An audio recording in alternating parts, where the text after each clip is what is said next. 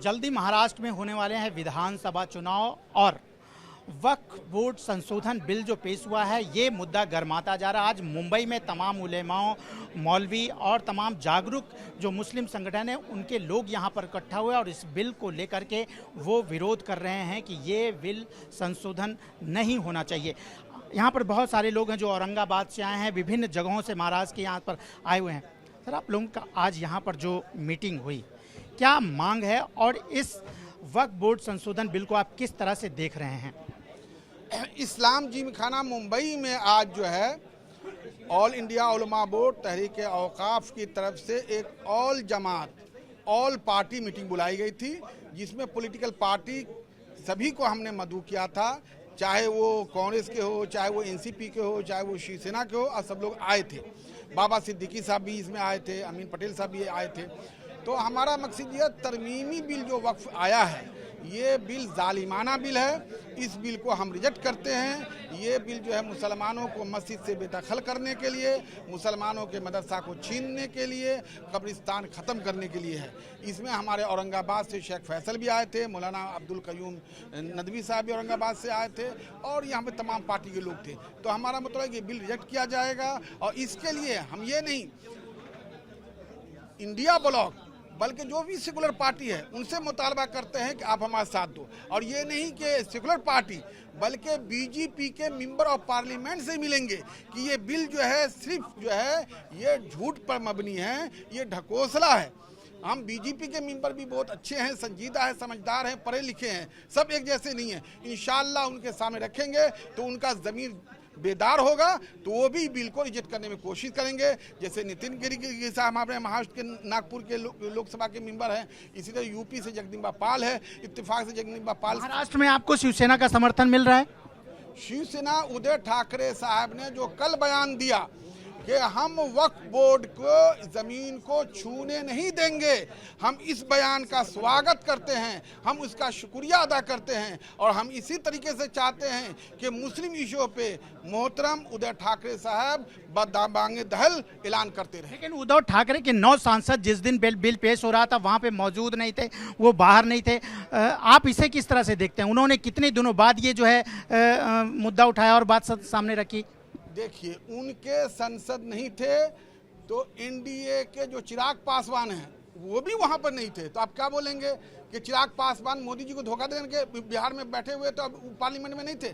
अब वो नहीं थे या थे वो मसला नहीं है। अब उन्होंने वाजे कर दिया कि वक्फ तरमीमी बिल के खिलाफ है, हम उस पर शुक्रिया अदा करते हैं। आपको लगता नहीं कि इस बिल को लेकर के जो है राजनीति शुरू हो गई? हर आदमी जो है, हर पार्टी अपनी रोटी सेक रहा है। मुझे ऐसा लगता है कि इस वक्त जो मौजूदा सरकार है बीजेपी, उसके पास कोई मुद्दा नहीं बचा है। इन्होंने वक्फ तरमीमी भी एक्ट लाया है और एक मुद्दा बना करके ये लोगों को भड़का रहे हैं और अपना वोट बैंक तैयार कर रहे हैं, जहाँ तक मैं समझ रहा हूँ। इसलिए कि वक्फ की जो प्रॉपर्टी है अल्लाह की मिल्कियत है और लोगों ने मुसलमानों की खैर खाही और भलाई के लिए इसको वक्फ किया है। फिर इसमें किसी गैर मुस्लिम की शमूलियत ये समझ में नहीं आती है। ये सिर्फ एक जो है लोगों को गुमराह करने की कोशिश है, इसलिए हम इसको रिजेक्ट करते हैं।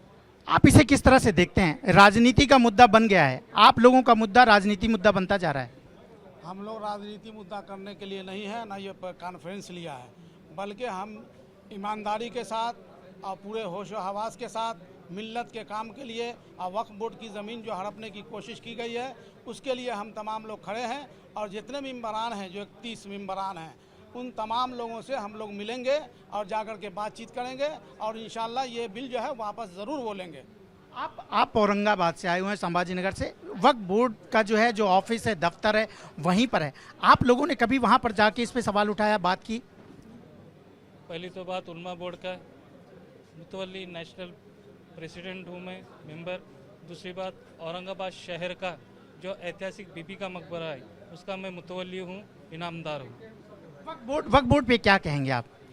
वक्फ बोर्ड, पहले तो एक बात बता दूँ आपको सबको कि जितने भी पॉलिटिशियन हैं, हर पार्टी के लोग, जो आमदार है, खासदार है, पीएम है, सीएम है, किसी को भी वक्फ प्रॉपर्टी के बारे में मालूमात नहीं है।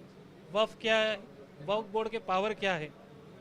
वक्फ के पावर सिर्फ इतना है, अब मैं मुतवल्ली हूँ, मेरे पास 1256 फसली की सनद है, उसके ऊपर लिखे हुआ है कोई भी गवर्नमेंट आओ, वक्फ प्रॉपर्टी के ऊपर और जिसको इनाम दी गई उसके ऊपर किसके राइट्स नहीं है। आपको सर एक सवाल, महाराष्ट्र में विधानसभा चुनाव होने वाले हैं, अगर आपको इस पे पार्टियों का समर्थन नहीं मिलता तो मुस्लिम समाज के लोग क्या चुनाव में अपनी ताकत दिखाएंगे?